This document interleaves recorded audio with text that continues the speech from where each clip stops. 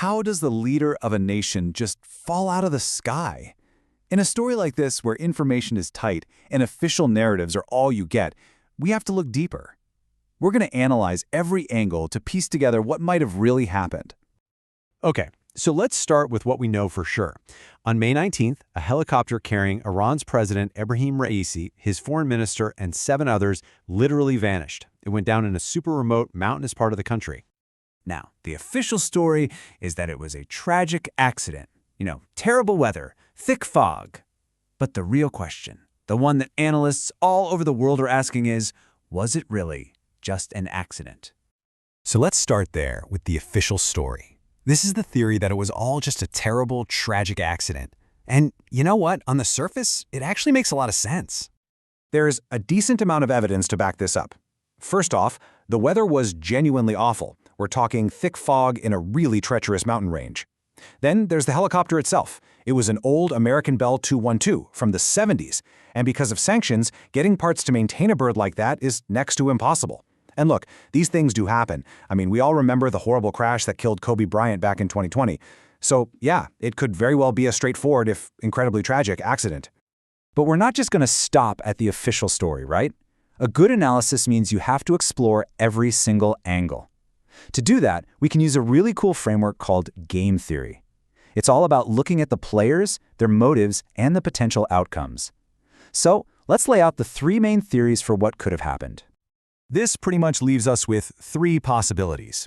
Theory number 1, the tragic accident we just covered. Theory 2, a foreign adversary was behind it. And theory 3, the most complicated one, an internal enemy, someone inside Iran, orchestrated the whole thing. Okay, let's tackle theory number 2, a foreign adversary, like the US or Israel. They've definitely targeted high-level Iranians before. Remember General Soleimani in 2020? But here's the thing. In those cases, the motive was crystal clear. Those guys were seen as direct, immediate threats. With Raisi, the motive is a lot murkier. What's the strategic gain from killing a president who isn't even the ultimate authority? And plus, pulling off a secret attack like this deep inside Iran, that is incredibly difficult. So while you can't ever say never, this theory has some pretty big holes in it. And that brings us to our third theory, internal enemies. This is where the story starts to feel like a political thriller. The classic, the call is coming from inside the house. Just think about this for a second. There was a convoy of 3 helicopters flying together that day. 2 of them landed safely. Only one crashed, the one carrying President Raisi. That detail alone is what fuels so much of the suspicion. So if it wasn't an accident, and probably not a foreign power, there has to be a motive, right? And in this case, the motive could be the single biggest prize in Iranian politics, the intense struggle over who will be the next supreme leader. To really get the stakes here, you have to understand how Iran's power structure works. It's unique. The president is kind of like the COO. They manage the day-to-day stuff. But the person with the real power, the final say on everything, that's the Ayatollah, the supreme leader. So there were 2 main contenders to succeed the current supreme leader, who's 85 years old. On one side, you had Ebrahim Raisi. He was the frontrunner, a protege of the current leader. If he took over, he would need to build his own team, his own power base, and that would threaten the old guard. The other main contender, Mojtaba Khamenei, the supreme leader's son. He's not very popular, and having a son inherit the title is controversial, which means he would be totally dependent on the existing power players to rule. So who are these existing power players? Well, the main character in this theory is the Islamic Revolutionary Guard Corps, or IRGC. Now, it is absolutely crucial to understand that these guys are not the regular army. They're a massively powerful, ideologically driven paramilitary force, and their whole mission is to protect the 1979 revolution. And get this, they answer only to the supreme leader. So here's the potential motive, laid out plain and simple. If Raisi became supreme leader, he was a threat to the IRGC's incredible power. But if the Ayatollah's weak and unpopular son takes over, well, the IRGC's power isn't just preserved, it's basically locked in for a generation. To really buy into this theory, you've got to understand the IRGC. They are a powerful, fanatical, and unbelievably wealthy organization that basically operates as a state within a state. Their story is pretty wild. They started in 1979 as basically Ayatollah Khamenei's private army. Then, during the brutal Iran-Iraq war in the 80s, they got huge amounts of funding and influence.